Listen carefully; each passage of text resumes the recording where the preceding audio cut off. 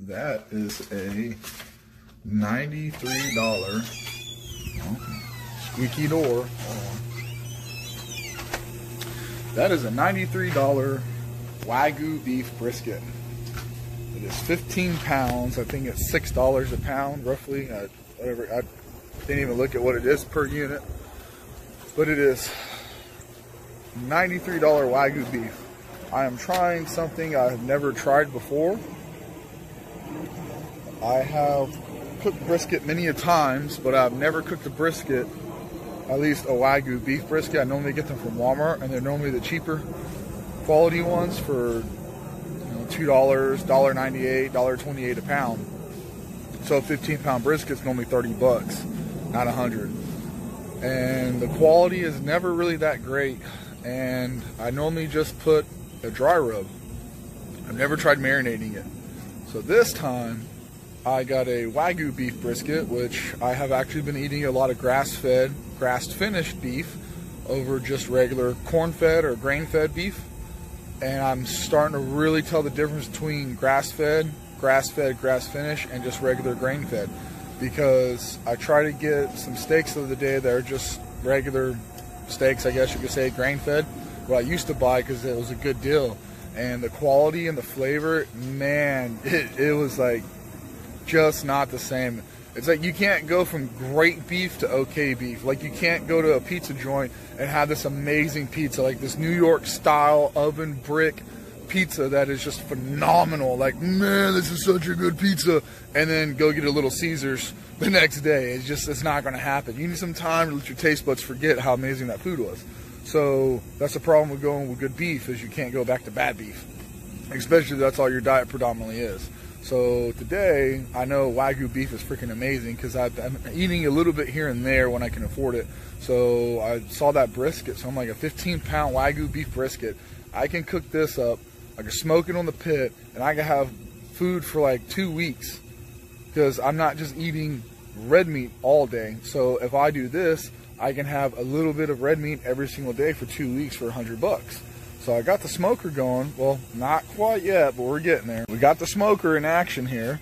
So I'm waiting for my charcoal, my lump coal, to kick up. Royal Oak or Express Choice. Normally Royal Oak from Walmart is pretty cheap. But anyway, so I use my little charcoal starter here.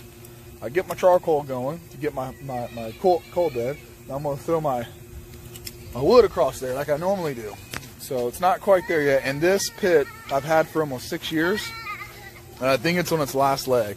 As you can see, all the rust in there, and if y'all look down there, there's a rust hole all the way through the bottom down there. So I think this might be the last cook I ever get out of this box.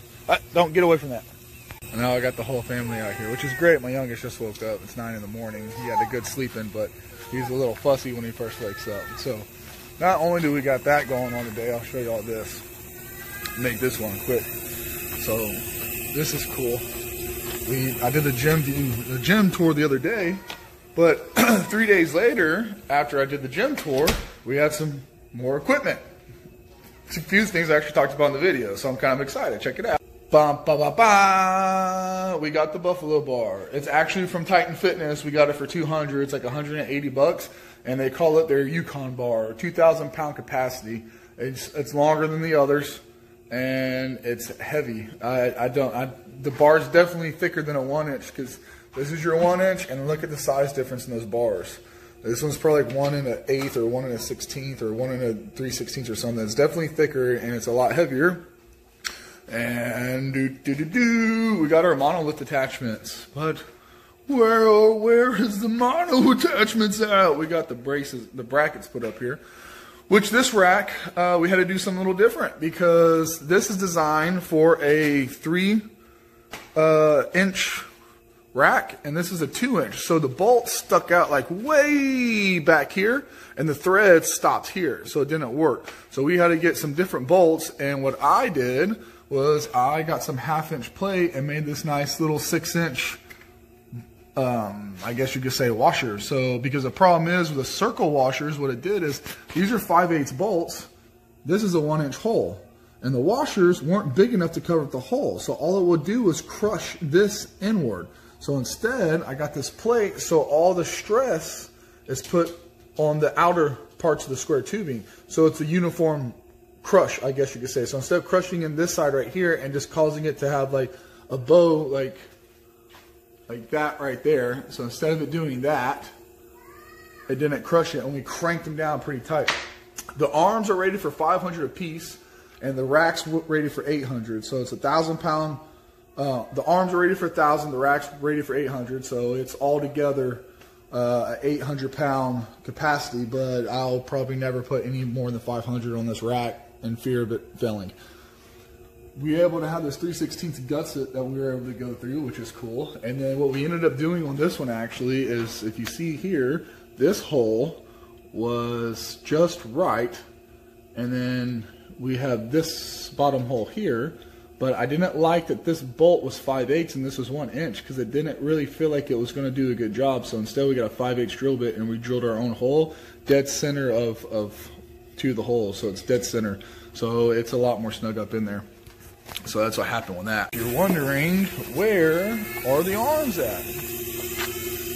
Well, I'll take you there right now, I'll show you. Man, that coal just is not wanting to go today. It's taking a sweet old time. Ooh, I'm tripping over everything. I got my work shed here. Turn some lights on so we can see what's going on. I do woodwork on the side because, well, it's something to do, a little extra money. The arms were red. And it's not that they look bad, it's just that they didn't match anything at all. Push my fan over. So it's not that they look bad, it's just everything in the gym is gray and black. So I went and got some some Rust-Oleum primer gray, which seems to match a lot of the equipment, and I painted them up last night. So once they have a couple days to dry, oh man, the joy of kids. I'll show you all this. Once they have a day or two to dry, I want to put them back up there. And then I also painted these black here, so that way they match the other plates, the metal ones. And I just put a fresh coat of paint on them, and my son just walked across them with his little booties on. Covered in sawdust. You just messed up my paint job, buddy. You just messed my paint job up. Now I got sawdust on. Let's see. Maybe. Oh, it dried enough. Awesome. This stuff does dry quick, man. I just sprayed these on like 10 minutes ago. And it already dried enough to not even to hold that sawdust on that. That's great. That is freaking great. Yeah, that Rust-Oleum stuff's no joke. It says it dries in 10 to 15 minutes, and they weren't lying. I also got this Pro Sharpie paint marker highlighter thing, and I'm going to use that to mark the lettering on this side. So that way they match the new plates I have, because on the rack that we have the monolith attachments on,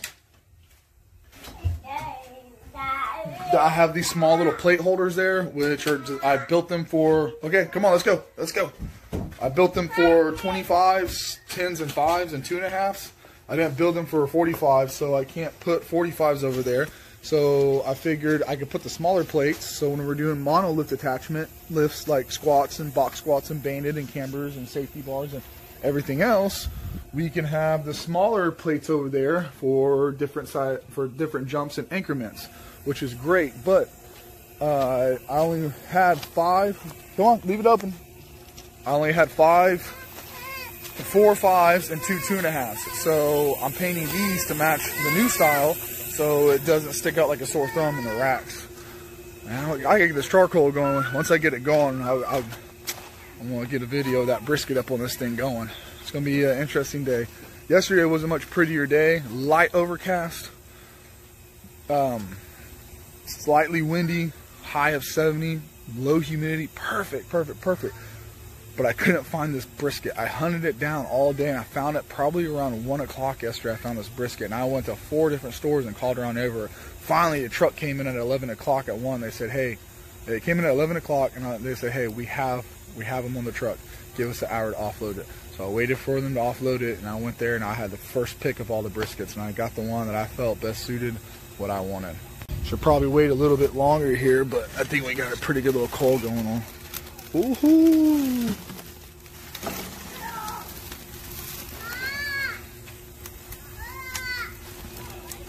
Alright, I'm gonna throw a few more coals up on there.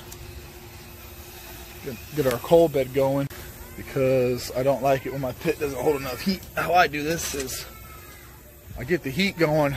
Once I get the heat going, get it stabilized, get the temperature where I want it to be, and I shut it all down, and then I get the pit real hot, and then I open it up for a few minutes, and I close it back down. If my temperature comes back up to where it needs to be, I'm good, because I get it nice and hot. I let the temperature rise up way over 220, and then once I get it over 220, I know I'm pretty close to where I want to be for as far as it goes for the pit. So I close everything up, and then I let it get super hot, and then I'll open up the pit, let it cool down, close it back, check the temperature, and I'll do that a couple times so that way I know I'm going to hold a 225 whenever I'm cooking, at least for a couple hours. So I showed you guys the crack in my my pit and my heat box down here. I showed you all the big hole. So my temperature's kind of getting there, but I'm having a hard time catching it, getting it to stabilize and be leveled out. So that big hole in the bottom is letting too much airflow in. So look at what I did here. I took some aluminum foil, some thick, heavy Grill Master aluminum foil, and I folded it up 5-6 sheets and layered it over. Put some rocks on it to hold it in place and block that hole. And I have actually leveled out. So I had to put a aluminum foil patch on the bottom of my pit because it's so rusted out, man. I mean, look at this thing. It is done. This thing, I got 6 years out of it. When I first bought it, I used to cover it with a tarp. And then about 2.5 years because it's just outside in the weather. And then I started putting it under my patio. And that was a great idea because I didn't have to use the tarp no more. So I put it on my patio, but then I decided I didn't just want a plain patio with nothing, so I built my outside kitchen. Alright, so there's my sink, and my grill. And this, instead of outside refrigerator, I got a outside cooler. Built-in outside cooler. So I built this, and then I had no more room for my pit, so I had to get rid of my pit. And then we also got the hot tub.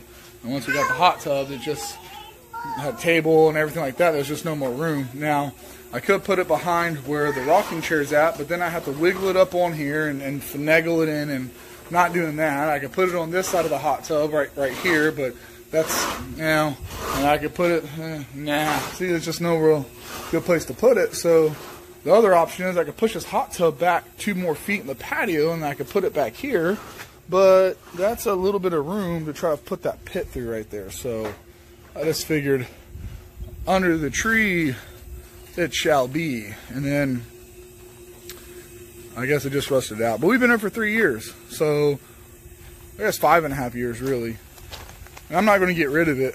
I'm going to do one of two things. I'm either going to cut this box off and then I'm going to weld up a new one. I'm going to cut it off or weld up a new one. Or I'm going to just cut the box off, seal that hole up, put a baffle there to open and close, and then use this one for grilling. Because the actual chamber itself is great because there's never been any heat inside that chamber. It's just where your heat's at that causes it to rust out. But this will still make a great actual barbecue pit for grilling up chicken or steaks or whatever else. So probably going to use this for chicken and steaks and just for generally grilling, because I got the little smoky over there. Oh, there he is right there. And then I got the propane pit, then I got my smoker. But the smoker gives out, then it's just a pit. So now I have a large pit if I'm cooking like 20 pounds of chicken quarters and steaks and everything else. So now I have a big pit to barbecue in, a small pit to barbecue in. It was just a family. Then I'll have a new smoker. What I'm probably going to do is end up buying a new one.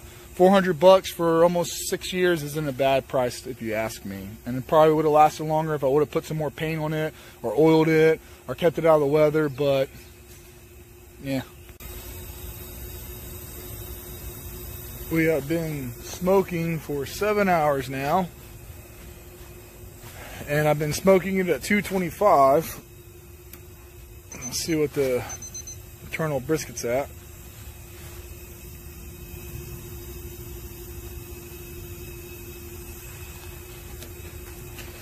It's at 228 degrees after 7 hours, so I'm about to bump this up to 250 now. It's a 15-pound brisket, so typically it should take about 15 hours to cook, so we're about halfway done. But I am going to bump this up to 250 degrees on the thermostat now, so that way I can get the internal temperature up to 150. We got to get it up to 150 so we can wrap this sucker and finish it off and get it nice and tender, because Once you get to 150 degrees, the actual fat starts to break down. And once the fat breaks down, it starts to cool the brisket down internally, but we're not even there yet. So I don't want to be here till 10 o'clock tomorrow morning. So I'm going to bump that heat up. On another note, today, it's been a good day. I have done nothing except for paint some weights, smoke some meat, paint those arms, and I got a hot tub, played 2-3 rounds of Fortnite, hung out with my kids, hung out with my wife. Kids actually had some friends spend the night last night, and they had a ball. They stayed up pretty late, woke up pretty early, and they're out here playing all damn day. They got picked up. Leaned up against the edge of my hot tub and it was wet. So now my ass is wet. But anyways, they had fun. They played and played and played, and they got picked up, I want to say, around 1 o'clock. So they had a pretty good time. So I'm glad that my kids were able to play and have some friends spend the night and everything else. So it was a good time for them. And it started raining today, actually. Around 1 o'clock when they got picked up, it started raining a little bit. It rained for probably about 30 minutes, but it was a drizzle, then a light rain, then a drizzle, then a light rain, then a sprinkle, then a light rain, off and on. So it wasn't nothing too bad, just enough to get everything wet, but no torrential downpour, no standard Houston storm or rainfall, which is like a blanket of rain. Man, I'm excited to try this brisket. I cannot wait for this thing to hurry up and cook so I can try it. I know I got to be patient, but it's very hard to do when you're very excited for something. Oh, look at that. Got our pit up to 145 degrees. We're cooking now. Oh, we cooking now. Oh, check it out. Look how good that looks, man.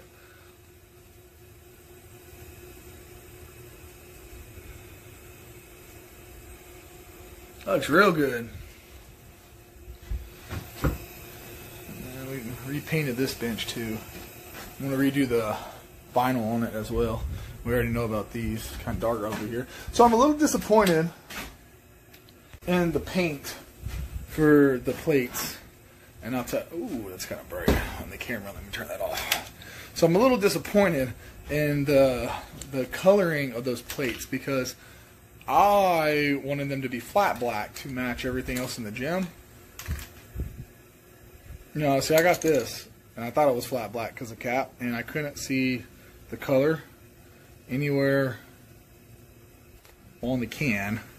It doesn't say the color anywhere on it. So I started painting it, and once I started painting it, then I realized it was glossy after it dried, and then I inspected the can further, which I should have done because I'm the old school kind of guy where the color of the cap is the color of the paint. That's just the way it's always been since the beginning of spray paint. But on these Rust-Oleum cans, professional high performance enamel, they got a little tag on the bottom. I don't know if you can see that. And it tells you semi-gloss black. So, shame on me for not inspecting that further and assuming the cap was the color of the paint, because they had some ones right next to this one that was shiny. It was a shiny black cap. Man, what the fuck is going on with the focus? And it had the shiny black cap, and then this one had the dull black cap. So I was like, hey, dull black cap, flat black. Makes sense. So don't make my mistake and assume that the color of the can. See, that's the thing though, because this cap is the same color as this, right? It's pretty close. It's pretty close.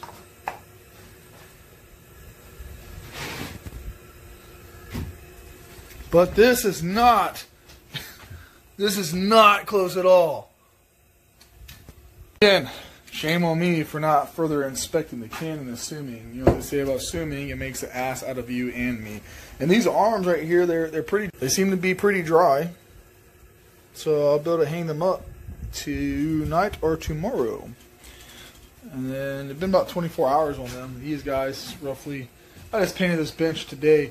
And like I said, I didn't pull the pad off. I should have, but I'm going to replace the pad because the pad kind of sucks real bad. Also, I decided today I was going to put down some weed and grass killer along on my walkways where the clovers are starting to kind of pop up everywhere. I did my whole property, my fence lines, my house, my walkways. I did everything because I wanted all the weeds gone. I did around my septic tanks.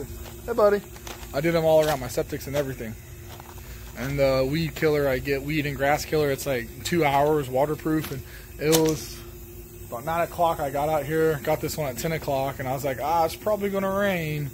And then by 11, no, probably about 12, I was like, sky doesn't look that dark. It's pretty light gray. At least it was a lot lighter than this earlier. And I was like, oh, man, it's not going to rain. It's just going to be heavy overcast. So I spray, and then an hour later, it rains. I'm like, oh, no, you know, my luck, my luck. And then tomorrow, I think it's supposed to be worse. So if I didn't do it today, I want to be able to do it tomorrow. And if I don't do it tomorrow, I have to wait till next weekend because I'm off on Mondays.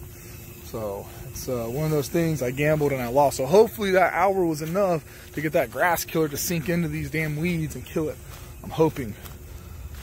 Man, I want this brisket to be done. I'm excited. Ba, ba, ba, ba. There they are. And I also got those plates now. See, they're a little shinier because those gloss. Just a little bit shinier than what those are instead of flat. But overall, they look pretty good. They match pretty well. And then the color is definitely a lot lighter on the primer gray than what that rack is. But all in all, it looks pretty good. I think it matches up pretty nice. Turned out pretty well. And we got the bench I painted too. I wish I got a before picture. Looks a lot better. It's a whole lot better. Just wish I would have got a picture of it. Just didn't think about it. I got a picture of the monolith. I didn't get a picture of that. The monolith attachment looks pretty good before and after too. Going from that red. Now, the red wasn't bad. There's just nothing in here is red. And the other issue with everything being red, well, with those being red is Titan Fitness, so what those are from, is a super cheap company. Not cheap like they have a cheap product and they break. I mean, I'm sure some of their stuff is cheap, lower quality, and probably could be better quality to buy from a different company. But for the most part, a pretty good company. Their competitors were Rogue. The welds aren't as good, and some of the stuff is kind of a little iffy compared to what Rogue does. But for the most part, what they mainly get complained about is their finished product, packaging damage, which my packaging was perfect, and then they complain about the paint being chipped or scuffed, and people are like, oh my god, it's scuffed. The paint, like this carbon steel, this heavy 25 pound piece of metal with this lightly clear coat and coated metal that's not really powder coated, and even still if it was powder coated, it's slightly chipped, and I paid a fraction of the cost what I would pay from somewhere else. 1 star. What do you expect? Like, it's free shipping. Like, we paid $155 for the monolith attachments. Free shipping, came in 3 days. That's pretty damn good if you ask me. And then there's people out there that will whine and gripe and complain and bitch and moan and give companies 1 star because you got a little scuffed paint. It's $150. Go buy them somewhere else and you're going to pay like $350. Quit fucking whining. Be appreciative that there's a company out there giving you a quality product for a fraction of the cost of what you pay for somewhere else. And if you're worried about the paint being chipped, go buy the $350 ones. Problem solved. Me, I didn't care for the red, so I painted them gray. If I wanted them red, and I was upset with the paint being chipped, I would have simply went out and tried to match the paint the best I could and repainted them. A can of spray paint is like $4. And how long does it take to go? Oh, look at that, it's touched up. You scratch it again. Oh, look at that, touched up. And that can of paint will probably last you the life of those arms. But I guess some people would just rather bitch and complain than having to do one extra step to patch something up, or just not give a shit about something that costs a fraction of the cost of what another company would have charged them. I don't get it. Oh, and the brisket's been on for 9 hours now. We got it wrapped. I wish I would have got video of it when I was wrapping it, but I didn't. But I'll get video of it when it's finished. All right, so last night the brisket hit 200 degrees exactly at 10:30. So we had it on the pit for 12.5 hours cooking.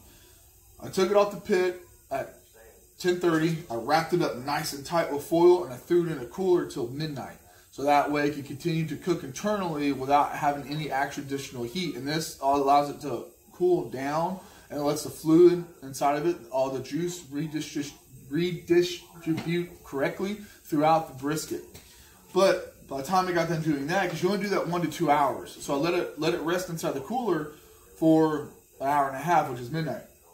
So by that time it was so late, I was like, you know what, I'm not going to cut into it. I'm just going to wait till tomorrow. So tomorrow's here, but I couldn't leave it out on the counter. Well, I could, like I want to, so it's in the refrigerator. And I remember this guy telling me, he's an old guy from the cook-off team. And that's what he did. He did cook-offs. He goes, look, if you're going to be eating your brisket right then and there, and this is what you're going to be eating, and let it rest for an hour at room temperature, and then cut into it. That way you don't lose all your juice, and it stays moist whenever you go to eat it a little bit here and there. And it's served fresh. But if you're going to be reheating your brisket, and you're going to be eating it throughout the week or the next day or the next couple of days, as soon as you get done cooking it and you get done resting in the cooler, wrap it up, throw it in the fridge. Don't cut into it. Because if you cut into it when it's still hot, you're going to lose all those juice. You're going to lose all that juice. So whenever you go to reheat it later, all that juice isn't going to be there. But if you cut it up when it's cold, like put it in the fridge cold, cut it up when it's cold, when you reheat it, all that juice is going to run again. It's going to keep everything nice and moist and everything. So let me pull this out, and then we're going to get to cutting it up. All right. So this is the fat cap. And this is the actual brisket itself right here. You can see the seasoning on there, but it sat in its own juices last night, so it doesn't look like the bark is that great, but it was when I pulled it off. But it sat overnight in the fridge in its own flavor. So I'm going to separate the point from the flat, and we're going to see what this looks like. And even for this being cold, it's cutting extremely easy.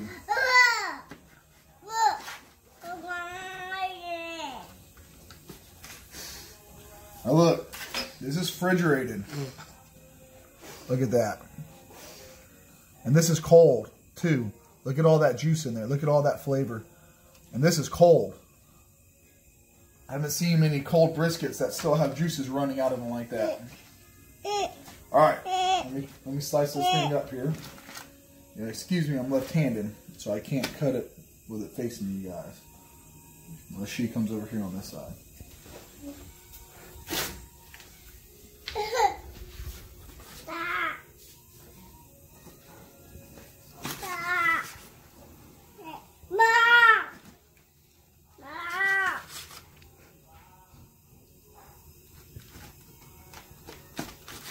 Remember, this is cold, and I'm just cutting through this thing relatively easy. I mean, it is a little bit resistant, but that's just because how cold it is. But it's still just going smooth through.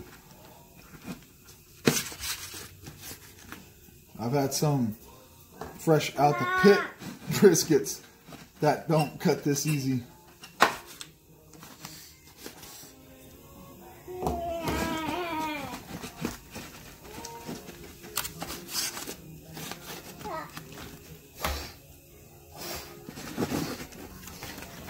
Alright, let me get this cut up and we'll come back.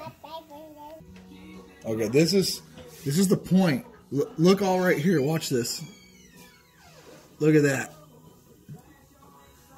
Look at all that juice running out of there. And this has been in the refrigerator all night. That is amazing. I'm excited to try this Wagyu beef. I'm really excited. Guys, want to talk about the tender test? This is cold, look. It's just shredding apart. Look at that. Want tender? That's your tender. Look at this. That's your tender brisket right there, if there ever was one. That's amazing. This is the point, not the flat. The flat's a little bit more, it's tougher. I don't really know how to explain it, but it's not that extreme as far as it goes for juicy and falling apart. But we're going to heat it up and cut it in two, and we're going to see what it actually tastes like.